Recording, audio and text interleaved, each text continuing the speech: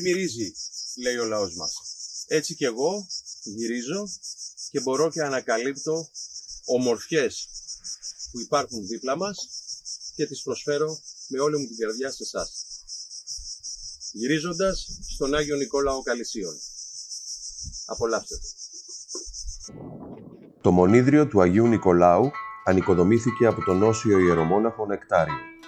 Με συγγίλιο του 1614 εγκρίνεται η ένωση της Μονής του Αγίου Νικολάου Καλυσίων με την Μονή του Παντοκράτορα Σωτήρος στην Ταού. Πατάμε κοντά στο χιλιόμετρο, 1,5 χιλιόμετρο για να φτάσουμε στον Άγιο Νικόλα Καλυσίων.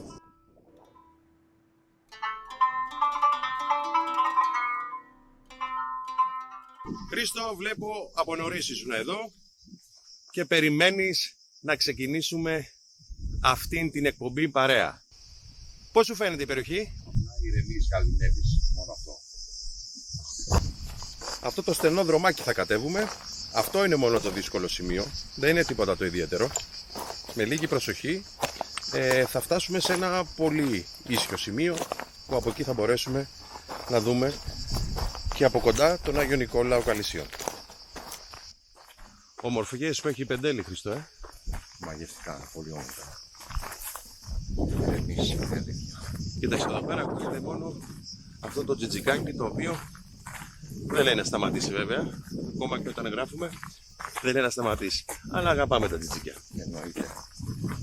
Για πήγαινε να δεις. Είναι ανοιχτή η μονή. Δεν βλέπω κάτι. Να χτυπήσω εδώ το κουδούνι. Εννοείται. Το καμπανάκι μάλλον. Εννοείται, για χτύπα.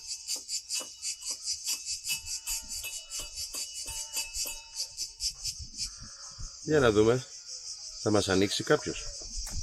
Μία φορά είχε έρθει μια κυρία εδώ και μου έλεγε ότι πάσχει από κατάθλιψη. Χρήστο, είμαστε ήδη μέσα στο προάβλιο της Μονής του Αγίου Νικολάου. Πραγματικά βλέπεις ένα χώρο τον οποίο δεν τον ξέρει ο πολλής κόσμος και δεν έχει την τύχη, όπως έχουμε εμείς αυτή τη στιγμή, να μπούμε μέσα σε αυτόν τον χώρο που ο Άγιος Πορφύριος πέρασε πολλά χρόνια της ζωής του. Γι' αυτό και μέσα από τη δική μας εκπομπή θα έχει την τύχη όλος ο κόσμος να γνωρίσει αυτό τον πραγματικά πανέμορφο χώρο. Και πάμε λίγο να τον εξερευνήσουμε. Η οξυκόρυφη πύλη της Μονής οδηγεί στον προαύλιο χώρο του ναού μέσω ενός καμαροσκέπαστου διαδρόμου με δύο μεγάλες αψιδωτές κόγχες δεξιά και αριστερά των τυχωμάτων του. Τα κελιά αποτελούνται από δύο επιμήκη ορθογώνια κτίσματα που παρόλη τη σύγχρονη αποκατάσταση έχουν καταφέρει να διατηρήσουν την αίσθηση της παλαιότητάς τους. Κατά τον Ορλάνδο, από την Παλαιά Μονή διασώζεται το επίμηκες ορθογώνιο κτίσμα καθώς και το καθολικό που ανήκει στον τύπο της μονόκλητης βασιλικής μετρούνου. Η τοιχοδομή της Μονής αποτελείται από αργούς, δηλαδή από ακατέργαστους λίθους. Δεξιά της εισόδου του καθολικού μπορεί κανείς να δει τα σπόλια εντυχισμένα, δηλαδή μαρμάρινα τμήματα με εγχάρακτη διακόσμηση. Η είσοδος της Μονής στην δεξιά της πλευρά διακοσμείται με την μορφή του Αγίου Πορφυρίου του Καυσοκαλυβίτη, ο οποίος ασκήτευσε στον Άγιο Νικόλαο Καλυσίων στα μέσα της δεκαετίας του 60.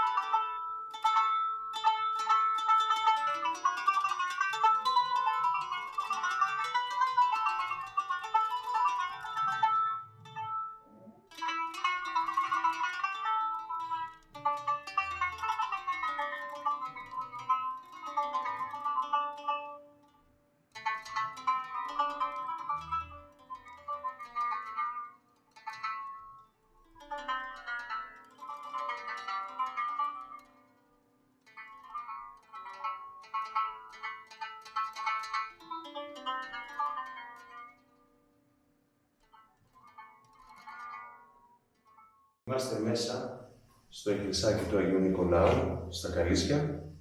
Είμαστε στον χώρο που λειτουργούσε για πολλά χρόνια της ζωής του ο Άγιος Πορφύριος. Ο Όσιος Γέρον Πορφύριος, κατά κόσμον Ευάγγελος Μπαϊρακτάρης, γεννήθηκε στις 7 Φεβρουαρίου 1906 στην Εύβοια, στο χωριό Άγιος Ιωάννης της επαρχίας Καριστίας. Στα 12 του χρόνια έφυγε κρυφά για το Άγιον Όρος με τον πόθο να μιμηθεί τον Άγιο Ιωάννη τον Καλυβίτη, τον οποίο είχε ιδιαίτερα αγαπήσει όταν παλαιότερα είχε διαβάσει το βίο του.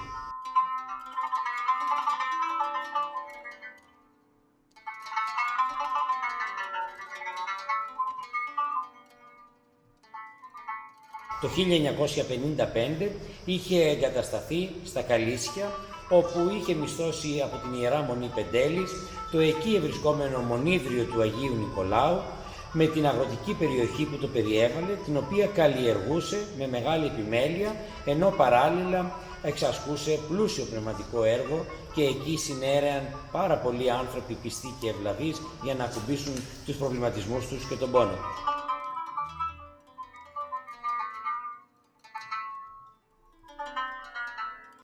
Χριστό, είμαστε μέσα στην Ιερά Μονή του Αγίου Νικολάου στα Καλίσια. Αυτόν τον χώρο τον είχες επισκεφτεί ποτέ? Όχι βέβαια, ούτε καν τον ήξερα. Και έχω γεννηθεί και εδώ. Φαντάσου ότι αυτόν τον χώρο πολλοί κόσμος δεν τον γνωρίζει καν. Δηλαδή δεν έχει καμία επαφή με το ότι υπάρχει εδώ ο Αγίος Νικολάος στα Καλίσια, που στην ουσία είναι επικέρμη πλέον μετά τις καινούργιες αλλαγές στους χάρτες και στους δήμους. Είναι επικέρμη, αλλά είναι καλή. Τα Καλίσια ανήκουν στην Πεντέλη. Κοίταξε πόσο ωραίος χώρος είναι αυτός εδώ. Νομίζω ότι είμαστε όλοι πάρα πολύ τυχεροί που καταφέραμε να μπούμε σε αυτόν τον χώρο και να δούμε πού ησύχαζε ο Όσιος Πορφύριος. Ο Άγιος που έζησε τα περισσότερα χρόνια της ζωής του εδώ. Είναι πραγματικά μαγικά, δηλαδή δεν ξέρω αν μπορεί να μεταφερθεί μέσω κάμερας αυτή εδώ η ομορφιά και η ηρεμία και η γαλήνη που νιώθει κάποιος, αλλά πραγματικά πιστέψτε με, είναι κάτι το οποίο θα ήθελα να το ζήσετε κι εσείς. Μην διστάσετε, δοκιμάστε να έρθετε στον Άγιο Νικόλα τουλάχιστον μέρες που έχει Θεία Λειτουργία. Τον Άγιο Πορφύριο το γνώρισα το 78 με το 79. Είχα πάει μαζί με 3 άλλους πνευματικούς αδελφούς, νέοι τότε ήμασταν, πήγαμε να τον επισκεφθούμε στον Άγιο Νικόλαο στα Καλίσια. Εκεί σε αυτό το όμορφο τοπίο που είναι ένα εκκλησάκι, ο Άγιος Νικόλαος, με ιστορία η οποία δεν θα αναφέρω εγώ, θα αναφέρουν άλλοι για την ιστορία του Αγίου Νικολάου. Όταν πήγαμε λοιπόν εκεί πέρα, ζητήσαμε να τον δούμε. Πήγε η αδερφή του μέσα στο κελάκι και τον ενημέρωσε και γύρισε και μας είπε ότι είναι άρρωστος, λέει, και δεν μας δέχεται σήμερα ο Άγιος Πορφύριος. Εμείς λυπηθήκαμε, αλλά όμως παρακαλέσαμε τον Άγιο Νικόλαο και τον Άγιο Πορφύριο από μέσα μας να μας αξιώσει να τον δούμε. Πράγματι, πήγε, της λέω, γερόντισσα, πήγε να τον ρωτήσει μια φορά ακόμα, δεν θέλω να τον κουράσουμε, μόνο το χεράκι τον αφιλήσουμε και τίποτα άλλο. Πράγματι, μας δέχτηκε και πήγαμε σε ένα σκοτεινό κελάκι, ένα φτωχό κελάκι, τόσο πολύ ταπεινό που ήταν εκεί πέρα, και τον βρήκαμε τον γέροντα που σηκώθηκε και καθόταν απάνω σε μια κασέλα όπως είναι εκεί πέρα και φαινόταν πραγματικά σαν να ήταν φέρετρο, έτσι έμοιαζε αυτό. Γιατί και αυτά τα χρησιμοποιούσε ο Άγιος Πορφύριος. Και όταν πήγαμε μέσα, εγώ πήγα εκεί και του λέω, γέροντά μου, ήρθα να μας δώσεις την ευλογία σου.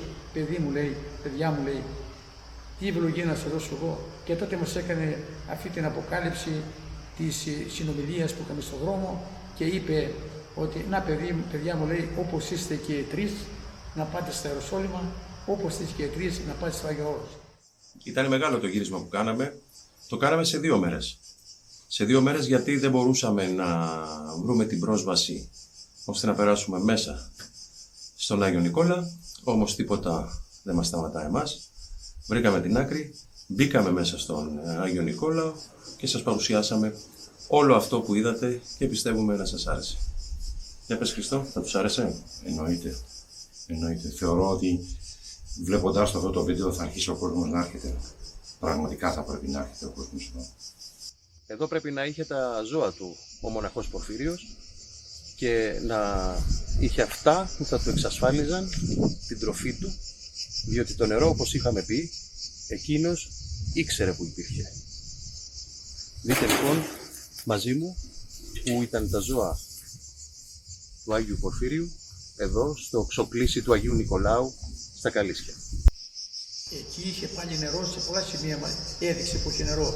Και σε πολλούς γειτόνους εκεί που είχαν χωράφια, τους υπέδειξε ακριβώς που ήταν νερό.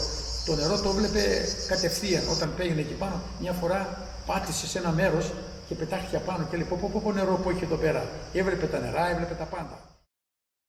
Τα τελευταία χρόνια της ζωής του άρχισε να προετοιμάζεται για την κοίμησή του, επιθυμούσε να αποσυρθεί στο Άγιον Όρος, στα αγαπημένα του Καυσοκαλύβια, όπου μυστικά και αθόρυβα, όπως έζησε, θα έδιδε την ψυχή του στον Υμφίο Χριστό.